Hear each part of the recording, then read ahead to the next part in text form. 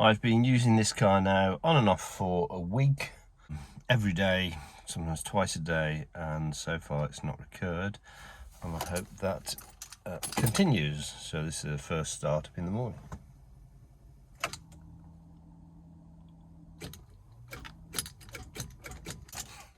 Well, that's unbelievable.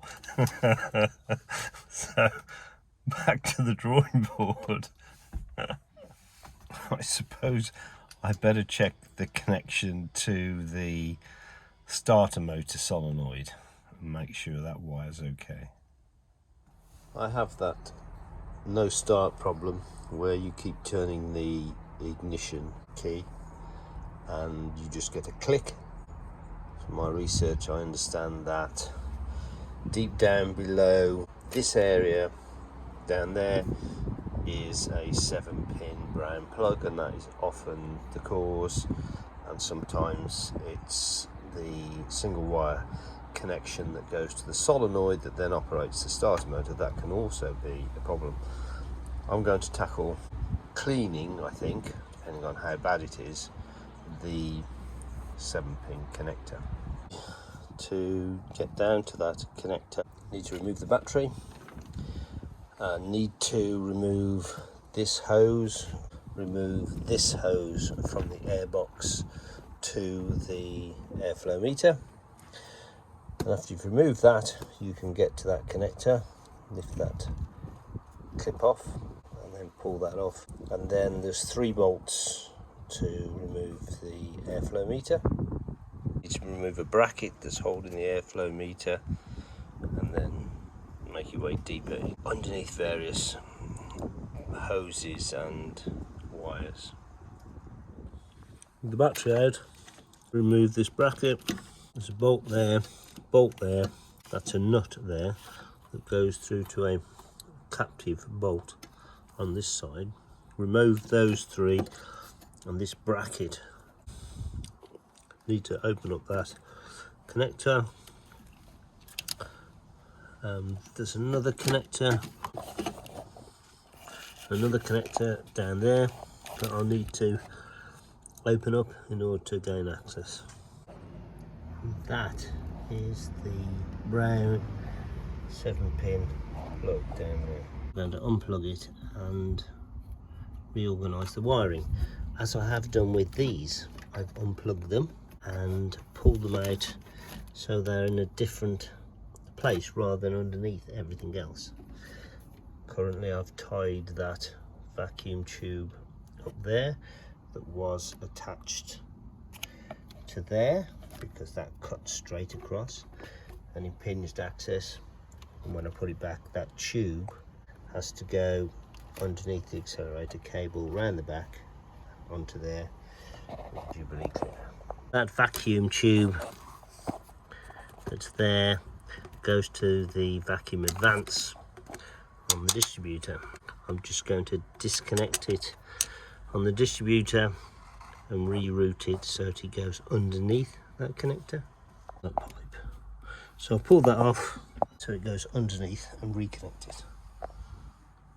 With a bit of effort, the clip does just pull apart. So I'm going to bring that connection under this cooling pipe so it comes out on this side. So I brought it out on this side. I don't think that's particularly good. I'm now going to take it back and bring it up on this side of that pipe. Now with it on top of that pipe, I think it's in a much better position, more easily accessible. And you can open this up to get a better look at the connections. It's a little clip both sides, and with your nail you can just clip that off. And same on the other side, so I need 2 hands. And then that opens up to show all the connections.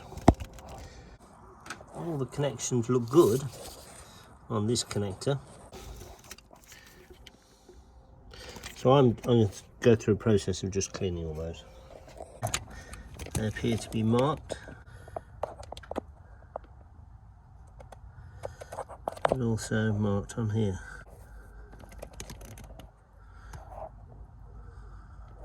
I was able to expose that connector just by putting a screwdriver in there and levering upwards, and along there that is a hinge arrangement, and then the flap comes up. And similarly inside that connector, all the connections look good. I know some people have replaced these, but I've gone through a process of cleaning mine. I'm reasonably lucky in that I've got a very thin needle file, and that has allowed me to go into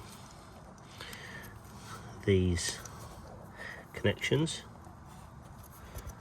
and do those.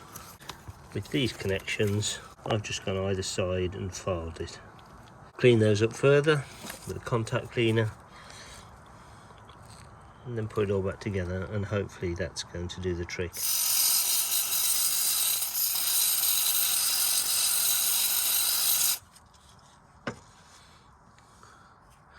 I'll do the same with this one.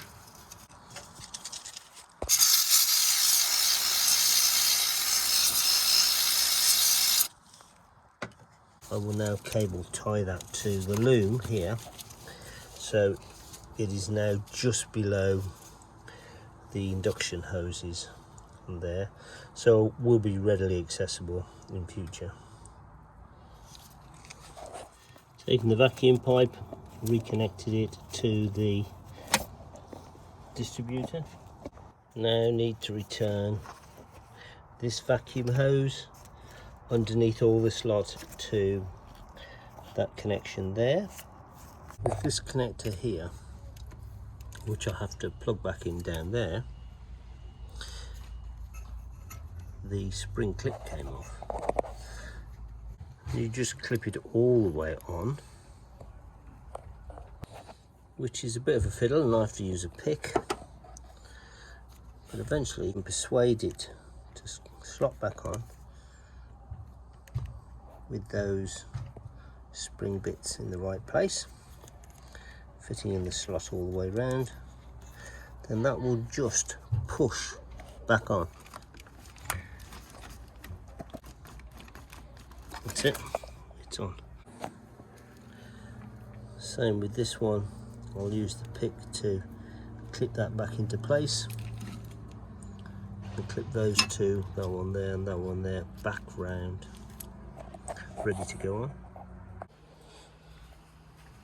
As with the brown plug, and indeed that plug down there, I've cleaned inside the contacts with this needle file, so just a bit of preventative maintenance, and I'll drown that in contact cleanser.